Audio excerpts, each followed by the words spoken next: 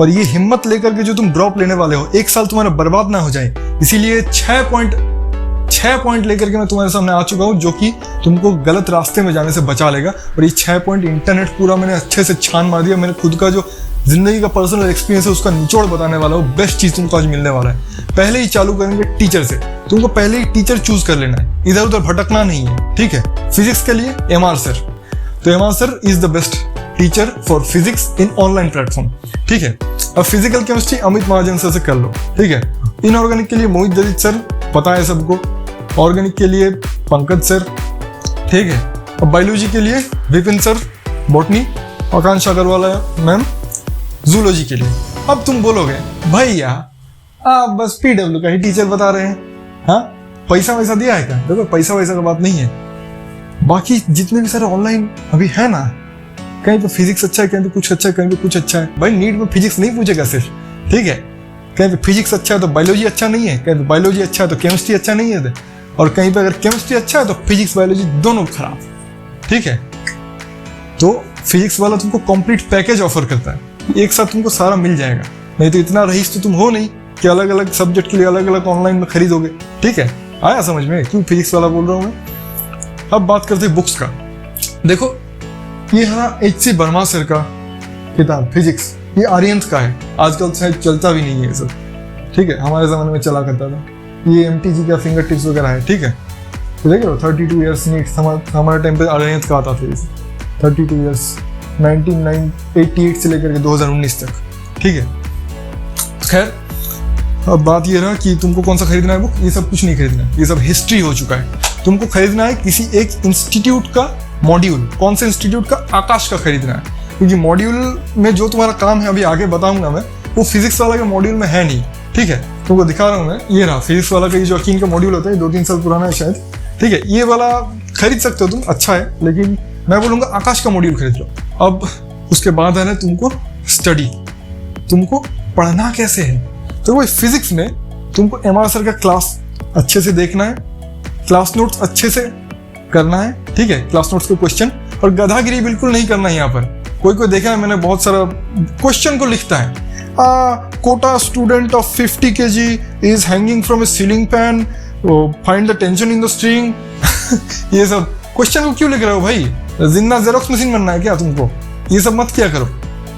तुम जो सवाल आ रहा है उसको करो, उसके बाद उसको निकालो। सवाल कौन सा वाला लिखना है मैं आगे बताऊंगा, टेस्ट में जो गलत होता है बताऊंगा मैं आगे, ठीक है। सवाल को मत लिखो, टाइम खराब। और इसका उल्टा भी होता है बहुत सारा, कि पहले थ्योरी करेगा और बोलेगा कि नहीं बाद में अच्छे से सवाल करूंगा, और कभी वो टाइम नहीं आता है। भाई जब तक तुम फिजिक्स का सवाल नहीं करोगे ना, तब तक फिजिक्स तुम्हारे दिमाग में घुसेगा ही नहीं, ठीक है। ये गधागिरी नहीं करना चाहिए तुमको, ठीक है। मैंने किया था और बहुत पछताया। तुमको लेक्चर के साथ साथ तुमको सवाल भी प्रैक्टिस करना है, तब जाकर के तुम फिजिक्स में अच्छा ग्रैब ले पाओगे, ठीक है। और फिजिक्स में लिखना कौन सा चीज है? सवाल प्रैक्टिस करोगे, उसका रफ कॉपी होगा। फिजिक्स में फेयर कॉपी में कोई अच्छा अगर तुमको कॉन्सेप्ट लग रहा है कि अच्छा ये भारी कॉन्सेप्ट है बहुत, इसको लिखना है, उसको लिखो। और तुमको अलग से एक कॉपी रखना है, एक पतला कॉपी होगा, ठीक है। उस पर बस तुम फॉर्मूला लिखोगे फिजिक्स का, इसको बोलेंगे फॉर्मूला शीट। और एग्जाम से पहले तुम यही वाला रिवाइज करोगे, पूरा साल यही तुमको रिवाइज करना है, ठीक है। ये फॉर्मूला शीट फिजिक्स का जान, ठीक है। यही से तुम्हारा काम चलने वाला है। अब आते हैं physical chemistry, exactly like physics. Lecture देखो, भारी कॉन्सेप्ट है तो उसको लिखो, फॉर्मूला शीट बनाओ, क्लास नोट्स में जो क्वेश्चन हो रहा है उसको प्रैक्टिस करो अच्छे से, बस बात खत्म तुम्हारा। अमित महाजन से ऐसे करो, ठीक है। अब दूसरा बात है इनऑर्गेनिक केमिस्ट्री। यहाँ पर तुमको मेहनत करना है। NCERT पढ़ना है? बिल्कुल नहीं। मोहित सर का अगर पास तुम पढ़ रहे हो ना, तो मोहित सर अपने PPT में NCERT का इंपॉर्टेंट लाइन इंक्लूड करता है, ठीक है। वहां से तुमको करना है, जो भी इंपॉर्टेंट है उसको अपने नोट्स में घुसाना है, ठीक है। और कोई इंपॉर्टेंट मेल्टिंग पॉइंट होगा, कोई मॉलिक्यूल कंपाउंड का, कोई एलिमेंट का बॉइलिंग पॉइंट हो गया, ठीक है। रेडियस हो गया, कुछ का पूछता है, हाफ लाइफ पूछता है, रेडियो एक्टिव एलिमेंट्स का, ठीक है। ये सब जो चीज है छोटा ये सब घुसाना है, कोई इंपॉर्टेंट रिएक्शन घुसाना है, कॉन्सेप्ट घुसाना है, ये सब लेकर के तुमको अच्छा सा नोट बनाना है इनऑर्गेनिक केमिस्ट्री का, और यही बार बार रिवीजन करना है, यही सब आएगा, ठीक है।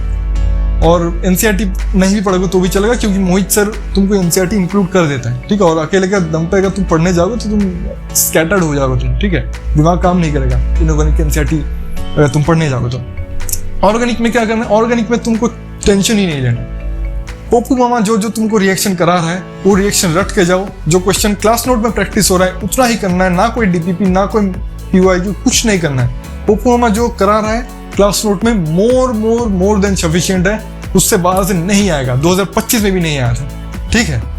ये ऑर्गेनिक केमिस्ट्री यहाँ से हो जाएगा तुम्हारा अच्छे से। उसके बाद आ रहा है बायोलॉजी। बायोलॉजी में देखो तुमको अच्छे से क्लास नोट देखना भाई। देखो पहली बात कोई बोल रहा है कि भाई 2025 में नीट का जो पेपर है बायोलॉजी का एनसीईआरटी के बाहर से आया, उसको पटक के चबा जाऊंगा मैं। कोई बायोलॉजी पेपर बाहर से नहीं आया, पूरा का पूरा एनसीईआरटी से आया है।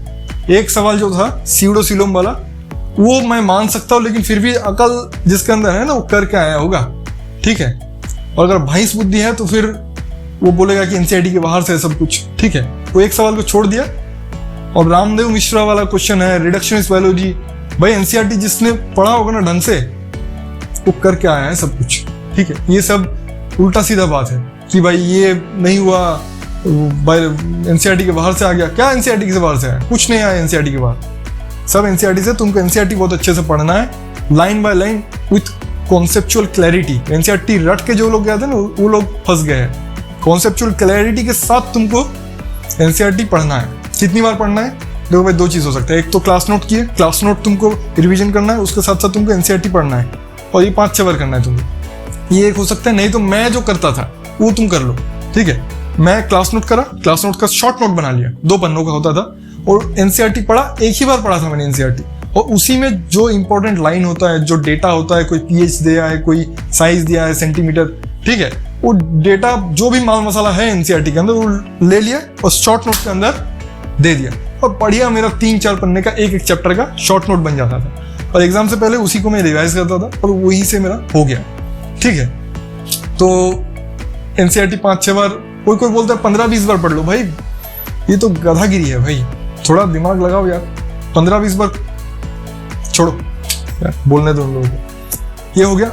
अब आता है तुम्हारा स्टडी होगा रिवीजन। रिवीजन कैसे करना है? फिजिक्स में फॉर्मूला शीट आ गया तुम्हारा, वहीं से रिवीजन करना है। और क्लास नोट्स के जो क्वेश्चन है वो दोबारा से लगाना है। 4 बार तुमने अगर एमआर सर का क्लास नोट लगा लिया ना, तुमको डीपीपी करने का कोई जरूरत नहीं है, मॉड्यूल करने का कोई जरूरत नहीं है। टेस्ट में जो सवाल आएगा बस उसको करो, ठीक है, और बाकी भूल जाओ सब कुछ। और फॉर्मूला शीट है फिजिक्स का, वही रिवीजन करो। फिजिकल केमिस्ट्री के लिए भी सेम टू सेम थिंग है।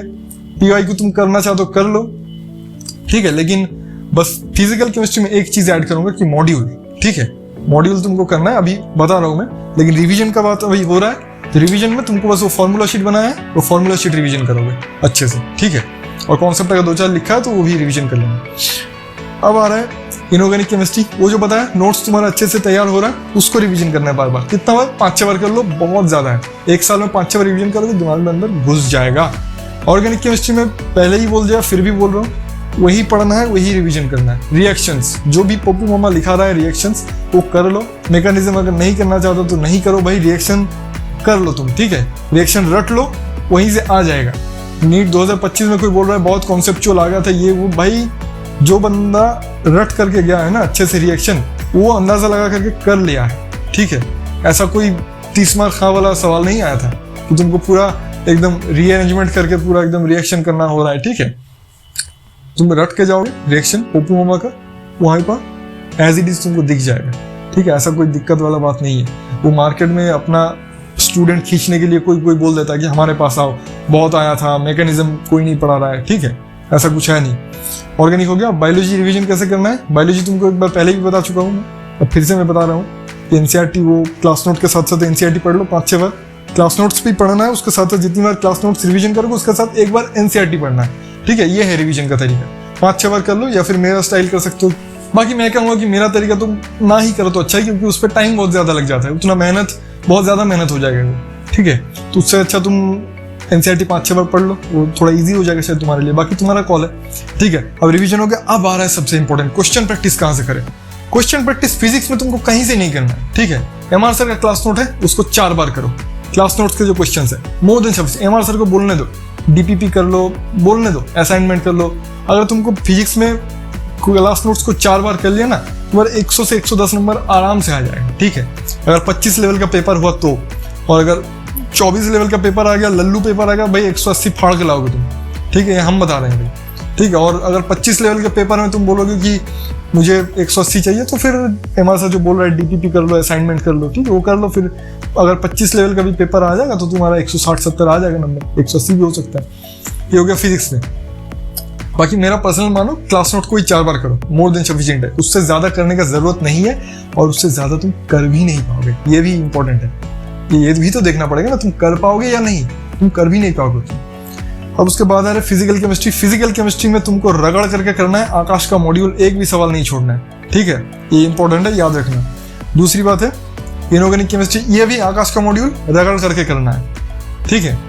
यही लिए आकाश का मॉड्यूल मैंने बोला कि यहाँ पर तुमको अच्छा लेवल का सवाल मिल जाएगा, जो कि पीडब्ल्यू में मिलता है, पर आकाश में थोड़ा ज़्यादा मिलेगा, तुमको अच्छे से मिलेगा, ठीक है। ऑर्गेनिक में पहले ही बोल चुका हूँ, कुछ करने की जरूरत नहीं है, सिर्फ और सिर्फ हमारे पंकज सर का जो क्लास नोट्स है वही कर लो, मोर देन सफिशिएंट है, डीपीपी की जरूरत नहीं है, और पीवाईक्यू उसमें इंक्लूड रहता है क्लास नोट में, ठीक है। बायोलॉजी का देखो सच बताया तुमको, क्वेश्चन प्रैक्टिस करने की ऐसा जरूरत है नहीं, ठीक है।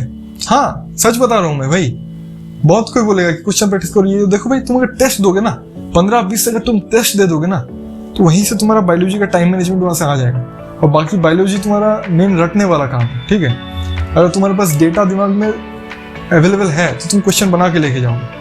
एक चैप्टर का तुम कर लो, 100 सवाल कर लो, सफिशिएंट है। और ये तीनों सब्जेक्ट के लिए बता रहा हूँ, ठीक है।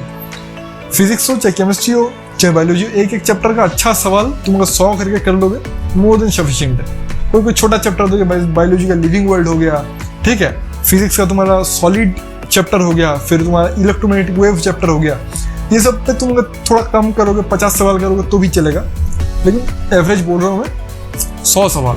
बस 2 चैप्टर एक्सेप्शन है, मॉलिक्यूलर बायोलॉजी और मेंडल वाला चैप्टर इनहेरिटेंस, ये 2 का बस 200 सवाल करके कर लेना बायोलॉजी में। कहाँ से करना है बायोलॉजी? आकाश के मॉड्यूल से कर लो, ठीक है। बाकी तुम किताब जरूरत है नहीं तुम्हारा वैसे। और अब आता है तुम्हारा तैयारी का वो पड़ाव जो कि सबसे ज्यादा इंपॉर्टेंट है, और अगर ये तुमने मिस किया तो तुमने सारा मिस कर दिया। और वो क्या है? वो है टेस्ट देना, ठीक है। शकुनी मामा को वो बात याद है ना, मेरे बच्चे रणभूमि में युद्ध आरंभ हो उससे पहले रणभूमि में खेला जाता है, तो वही तुमको करना है। बहुत गधा बच्चा होता है, सब कुछ खत्म हो जाएगा, क्वेश्चन प्रैक्टिस कर लेंगे, सब रिवीजन कर लेंगे, याद हो जाएगा, फिर टेस्ट देना चालू करेंगे।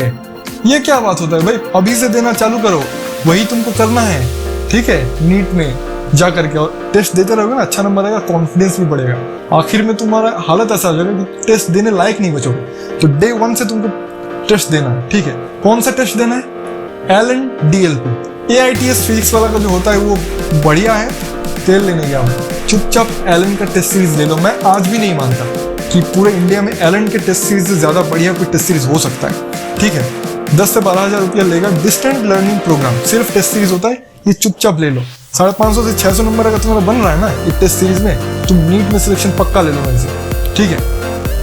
15-20 दिन में तो उन लोगों का टेस्ट होता है, एक नियर बाई सिटी होता है, तुम्हारे घर के आसपास ही होगा, वहाँ पे जाकर के तुमको टेस्ट देना है। और अगर तुम नहीं जा पाते हो तो PDF तो तुमको ऑनलाइन में मिल ही जाएगा, ठीक है। तो ये टेस्ट तुम बिल्कुल देना है। ये अगर तुम मिस कर रहे हो तो बहुत एक बड़ा चीज़ तुम मिस कर रहे हो, ठीक है। और टेस्ट तुमको देना कैसे है? पहले बायोलॉजी, उसके बाद केमिस्ट्री, उसके बाद फिजिक्स। फिजिक्स पहले भूल के भी नहीं करना। अगर नशे में भी रहोगे ना, फिजिक्स पहले तुमको नहीं करना है, बर्बाद हो जाएगा, तुम्हारा पूरा टेम्परामेंट बर्बाद हो जाएगा। फिजिक्स चाहे तुम्हारा कितना ही स्ट्रांग है, फिजिक्स तुमको पहले नहीं करना, ये बात याद रखो, ठीक है। ये हो गया टेस्ट का बात। और टेस्ट में तुमको टाइम मैनेजमेंट कैसे करना है, ठीक है। तुम्हारा रोज का टाइम टेबल क्या होने वाला है, और OMR को कैसे जल्दी जल्दी फील करता है, ये सब लेकर के जल्दी मैं वीडियो बनाऊंगा तुरंत, ठीक है। तब तक के लिए जो मैंने बोला अभी तक, इसको अच्छे से समझो, एक कॉपी में लिखो और इसको अपनी जिंदगी में अप्लाई करो, ठीक है, ताकि 2026 में तुम नीट में एक अच्छा रैंक लेके आओ, ठीक है। उम्मीद करता हूँ कि तुमको आज का ये वीडियो अच्छा लगा होगा, समझ में आया होगा, बहुत कुछ क्लैरिटी मिला होगा, ठीक है। जय हिंद।